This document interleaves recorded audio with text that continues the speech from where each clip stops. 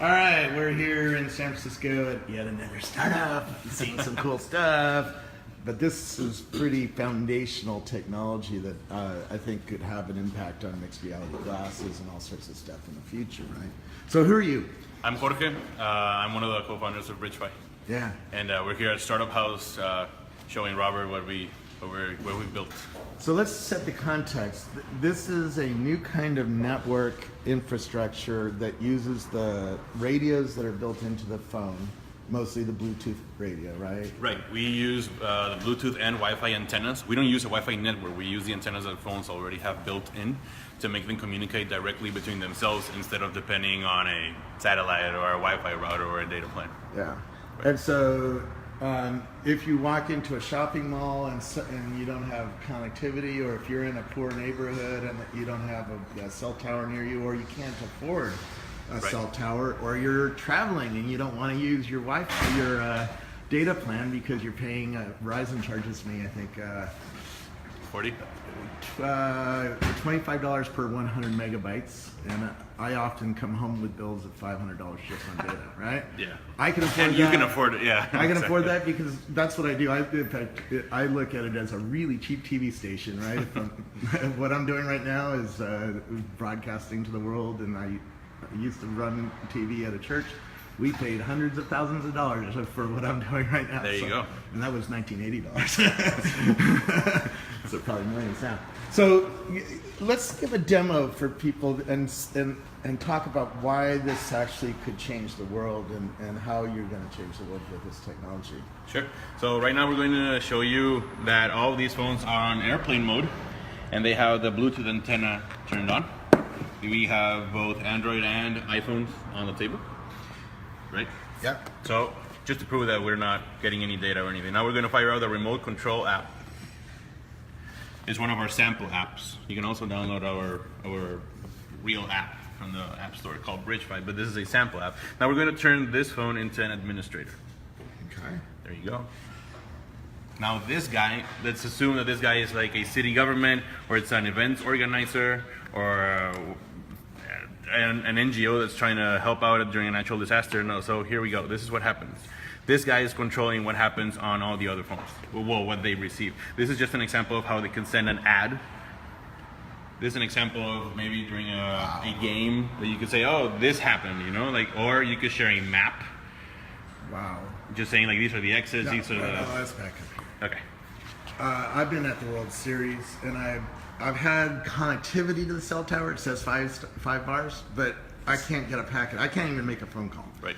And I'm at AT&T Park, by the way, running AT&T. Right? In San Francisco. In San Francisco. Right, so in the richest community, in one of the richest communities in the world, and we can't get damn packet out. Now imagine the rest of the world. So you're building a peer-to-peer mesh network between these phones. So you're able to pass packet from phone to phone to phone to phone to phone. Correct.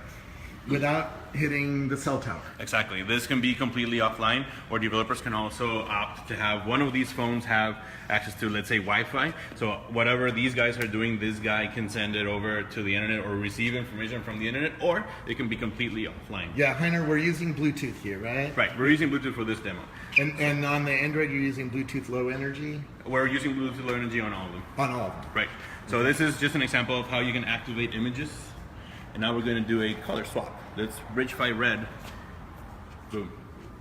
And you can just change the color on all the phones around you. And so you can see the packets going from phone to phone right there. Exactly. Right? Yes. Exactly. It's really cool. So how a mesh network works is that one device and another are connected by devices found in the middle. So let's say like this. These guys can talk over a very large range, provided that this guy is in the middle. So the more people that there are in an event, the more powerful our technology is.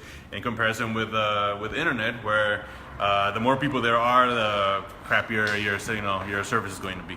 Right? So if I'm in a place where I can't get packets to a cell tower or to a Wi-Fi radio, but I can see other phones near me. Right. If we all had this software on our phones, we could get packets out to the internet. Yes. And you can string these packets along. Like here, you could have how many feet could go between each phone? We've reached our record is 330 feet between phone 1 and phone 2, but we've managed to connect 15 devices, which is like more than 1.5 kilometers.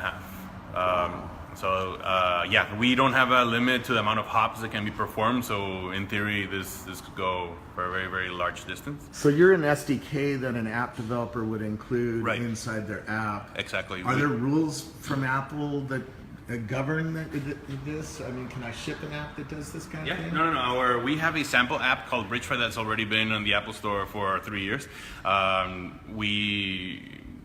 We have always paid attention to all the rules and everything. You don't need any jailbreak, you don't need any to crack anything.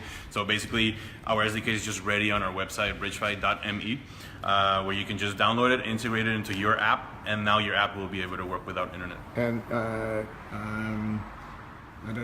Tarun is asking, why didn't you use Wi-Fi? Why Bluetooth? We use both. It depends on the connection that is required.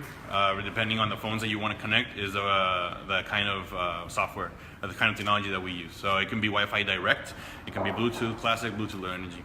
This could be built into cars, couldn't it? Yes.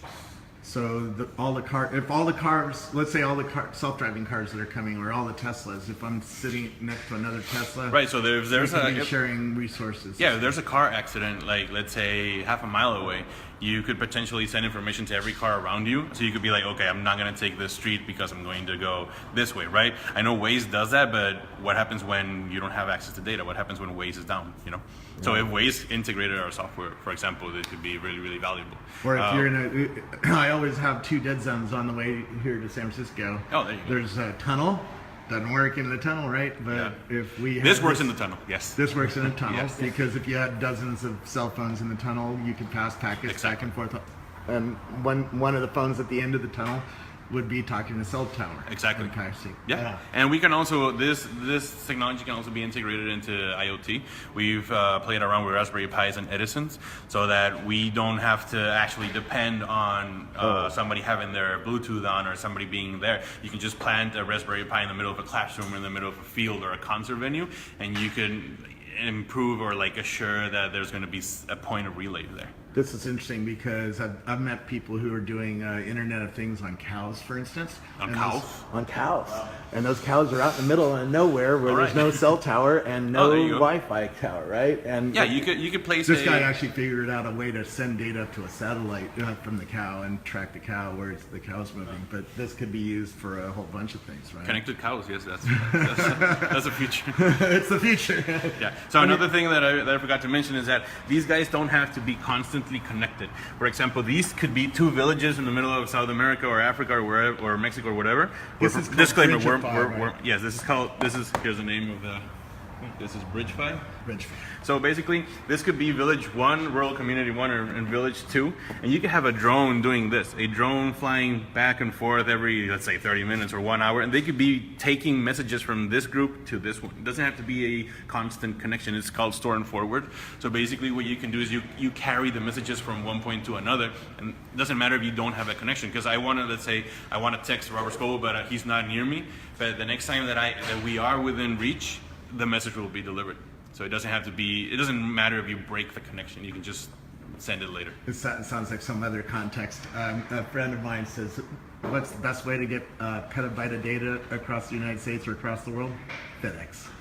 So if you took a petabyte of data from here, put it over here, all of a sudden everybody here has that access to that petabyte of data without, using their infrastructure and costing money. Right? Yeah, exactly. Because we believe that although the efforts by Google and Facebook are great and they have good intentions, we don't feel that they're scalable, and we feel that there are many communities that are not going to be, that can't be waiting around for a drone or a balloon to be hovering above them to be able to connect. Whereas if we have this and you simply push an update, let's say on Facebook Messenger, now all of these people would be able to communicate regardless of where they are or what's going on. Rob, I think we already covered, he's asking, does the app always have to be on a phone? Could it be implemented on an Arduino or Raspberry Pi? We already covered that. Right, It works yes. on both? Yeah. Yeah, we haven't tested on Arduinos yet, but we have tested on Raspberry Pis. There's a blog post on our website about it, how we're getting into Internet of Things. So hopefully we'll be able to send a message from, let's say, the Caltrain station to the Golden Gate Bridge in a matter of seconds without internet. Just cover the whole city. Now, I play audio in my car with Bluetooth, so I know Bluetooth can pass audio. How much data traffic can go from you're using Bluetooth low energy, right? What's the? Can I pass a live streaming video this way? Is there enough bandwidth on Bluetooth, or does it handle just a small audio file, or what kinds of data can I pass along this network? We have that in roadmap. This year is going to be very exciting for us because we're going to start releasing these kind of features. We focus all our efforts to make reliable the network, really stability, a lot of stability on the network. So at this moment we are focusing on packets, but we have been working on tests just like the Raspberry Pi with these kind of things like voice notes, and we are starting to get in there. Yeah, right now we're building an offline Twitter. So it's basically people locally could be tweeting locally, and your tweets can be viewed by everybody around you. But then whenever somebody has access to a Wi-Fi network, they will send them out to Twitter itself. So we feel that this could increase engagement, but also bring more users to all the giant apps that are trying to reach the next billion. Now, I've been hacked by the Israelis, and you. That's crazy. Demo gods. You have a black hat shirt on. That gives me a taste of what. Yeah, the security guys are coming after us. They hacked my phone when I just passed by a Wi-Fi router, right? And they started attacking my phone and started taking control. Or started attacking it, right? And they started showing me how they would attack it and how they would take over my phone and start putting weird shit on my phone. That wasn't there before. That wasn't there before. And if you go to Black Hat, what's the first rule of Black Hat? You turn off your radio. Everything. You turn off everything. You cover up your camera. Your face. You cover up your face. You wear a... Right? You think about security in a whole new way when you're inside the security community, because we know there's lots of weaknesses in these systems that you can attack, right? Yeah. Does this open up a new attack vector for people? Well, everyone is man in the middle here, but we use public and private keys. That is basically a standard, like PGP, like the way they encrypt the emails. So we feel pretty comfortable with that. And we also allow all the developers that work with our SDK to integrate their own encryption, like library or the encryption thing that they want to do. So we feel comfortable with that, with PGP, using the standards of encryption. Yeah. Everyone is man in the middle, yes, but it have a sender and a receiver. Yeah. Now, to make this really work, you got to have everybody get it on their phone, right? Now, if you got Mark Zuckerberg to put it inside Facebook, boom, we would solve his problems so quickly. You would just get so many more people to be able to enjoy it. So how much would you charge Mark Zuckerberg to put it on 2 billion phones? I'll give it to him for free right now. Well, what's your business model? So you guys make a company? Yeah, no, we charge developers. We're B2B2C. So we charge developers for depending on how many people engage with your app, thanks to our software. So if you have 100 monthly active users, and out of those 100, 30 use your app offline, so we only charge for those 30. It's a tiered model. Let's just talk about iPhone for a second, because I'm real passionate about Apple's AR kit that's coming out, right? They're coming out with a new phone, and 250 million people are going to have AR kit. And I've talked to a guy who's building web AR. So he's going to be able to do augmented reality apps from a web browser without loading an app. You still need to load an app on the phone, right, to make the network protocol, right? Yes. Can that be called from a web browser, or do I really need to get it into an app that's already on my phone somehow? You would need to get our software into the web browser app. So, for example, Google if you're would using, have to build it into Chrome. Yeah. Okay. Yeah. And if you built it into Chrome, or Apple built it into Safari, I could do this new kind of web AR, because I want to walk into a shopping mall with my phone or my glasses soon, and not have to load an app for the shopping mall, right? And all of a sudden, it says, "Hey, welcome to Westfield Labs Mall," right? And what do you want to do in the mall, and not have to have a data connection, because I turned off the data connection because I'm paying for roaming, right? Is that scenario possible with this, and how would you go about it? Yeah, basically it's exactly like you mentioned it.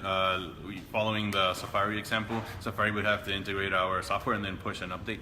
Or Chrome would have to push an update, and then now all the people that actually have this new version of Chrome would be able to enjoy those new capabilities. And Arena digs into the monetization strategy. Sometimes I feel it's unfair to ask entrepreneurs to come up with a monetization strategy up front, right? I was the 79th user of Instagram, and I asked Kevin, "How are you going to make money with this?" And he goes, "I don't know. I'm in the audience building business right now." Right? And then we'll figure out if there's a business later on. But can you dig in a little bit more on how you guys are going to build a business, and tell me about the company you're building? Have you gotten funding? What state of the business is? Sure. We charge based on usage. We call them offline monthly active users, right? So all apps have monthly active users, but we charge for the ones that we brought to your app or the ones that are engaging with your product thanks to our software, right? So we don't charge you for all the people that use your app. Obviously, we charge you for the people that use your app thanks to us, right? And it's a tiered model. The price per user diminishes the more users you have. Yeah. Heiner's asking, how can you communicate with multiple phones at once by using PGP for security? So it's a broadcast model. So basically what happens is that one device sends everything, sends a package of information to all devices around them in a very smart and secure way. We have a homemade algorithm that takes care of the battery and makes everything very efficient. So developers can decide, for example, hey, you know what, we don't want this message to live forever. We just want it to hop at the most 3 or 4 times and then it dies, right? Or for 1 hour and then it ceases to exist. So this way we increase the probability of a message being delivered. Because if you only went with the shortest route, then that is super complex. And what happens if one person in the route turns his or her phone off, right? So what we do is that we broadcast everybody around you, and then those phones broadcast everybody around them, but in a very efficient way.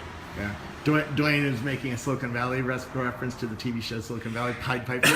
Are you guys Pied Piper? No, not Pied Piper. The other one that they started working on this season. You know how the main guy, I don't really watch it, but the main guy says, "Oh, think of the craziest thing that you could build." Like a new internet. That's basically what Bridgefy is. And we got a lot of a really good response from people because like, "Hey, I saw you in Silicon Valley, like HBO Silicon Valley. They're building what you're building." And like, we know. Like they try to think of far-fetched things, like crazy things to work, that the characters work on. But this one is, it's already here. Yeah, that's pretty cool. And I've seen something similar from Park, an R&D lab in Silicon Valley, where the Macintosh came from. What's different about your approach than other approaches that are trying to do mesh networks? So we are the first ones to actually crack iPhone to Android communications. We use Bluetooth Low Energy, and we have a much greater distance than the closest competitor. We don't use hardware. We don't need any jailbreaking, and we're the only ones with a working product that you can access right now. Like if you go to bridgefy.me right now, we're the only ones that have a product that you can play around with. We have sample apps, like Diego right now is firing up our tic-tac-toe app, where you can see these guys are playing, right? This guy is playing with this guy over here. These two guys are playing, but these two guys are like as spectators, right? They're watching the game happen. So imagine Pokemon Go or like a chess app or anything, like it's something inside schools where the teacher's interacting with one student and the other students are watching. This is really interesting because we're soon going to, in the next 4 years, we're going to be wearing glasses and walking around and interacting with things. And the internet isn't very good in a lot of places. It's not because a lot of people think that, especially people in Silicon Valley that are that rarely left California, they think like, no, I always have access to internet. But, that's ridiculous. I never have these problems. You have to leave California a little to understand. We're from Mexico. We understand this problem perfectly.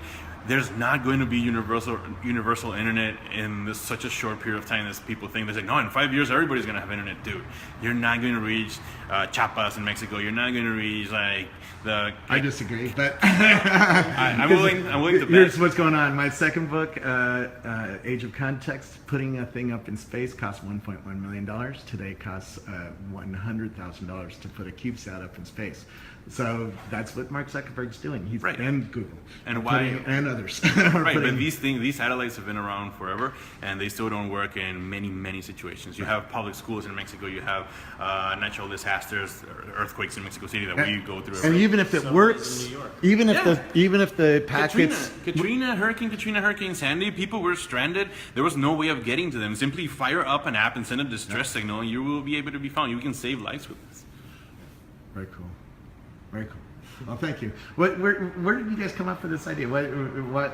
So we were participating in the Startup Bus in 2014, which you were a finals judge of, if you remember. Yeah, I do. Diego came up with the idea of building a messaging app that worked without internet, because we were the only bus out of, I think, 6 or 7 teams that didn't have access to Wi-Fi, the Mexico bus.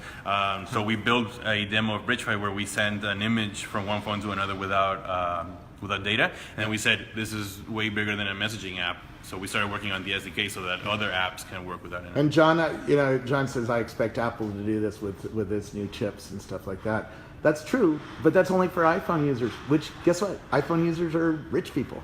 They're not.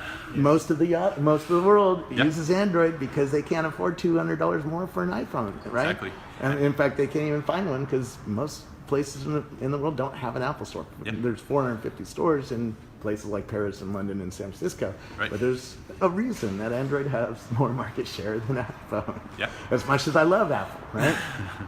And I think your approach is a cross-platform approach. I don't know that Apple is going to be incented to do a cross-platform approach and help that Google has. Well, let's hope they will. I don't think so. I think you're going to do the cross-platform I'll approach. throw in this too. So I had a team at Facebook, and one of the things that we were doing was looking at, this kind of thing. They couldn't solve some of the hard problems that these guys have been working on for the last 2 years, which is the multi-node, the mesh distribution, all that multi-hop stuff, and like finding an efficient way through this crowded mesh. Yeah. These are our problems, and these are hard problems, And even in the rich communities, you go to Coachella or a World Series game or something, you can't get a packet out, right? Yeah. This could really help make the experience of being in a sporting stadium with 100,000 people much better. Right? Subways in New York. I mean, you Subways in New spend York. 30 Now minutes they're on putting Wi-Fi in the stops, right? But not in all the cars. They have Wi-Fi in London underground when I was there, and it worked pretty well. But you still get lots of dark spots, and so. Anyway. So this would fill in the dark spots. Totally, and you get each of the nodes at the stations can be your portal back to the internet, and everybody else becomes the mesh. Yeah, Heiner's asking. I'm still interested in how a broadcast, even when it's tricky, PGP can be secure. Maybe you guys should nerd out offline. Sure. My interviews can't answer every nerdy question and go into. Yeah, you can send us an email at contact@bridgefy.me, and we'd be happy to field any questions. Yeah, it's cool what you guys are doing. Thank you. It really has, this kind of stuff has big impacts on where we're going in the future, and it can really help reduce the latency and spread out things.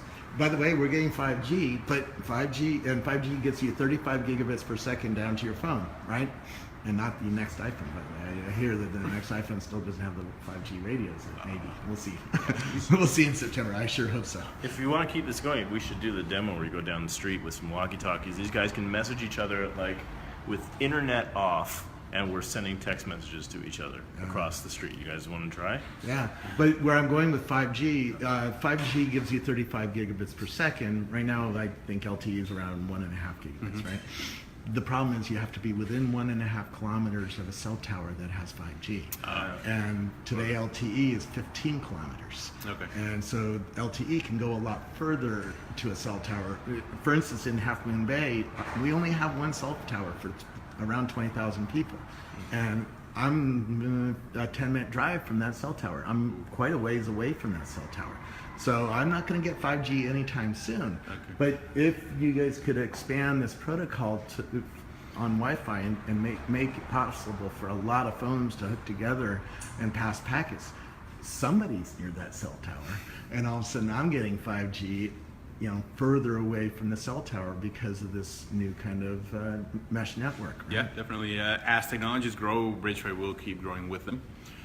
We know that when 5G comes out, we will be able to even further the development of our software.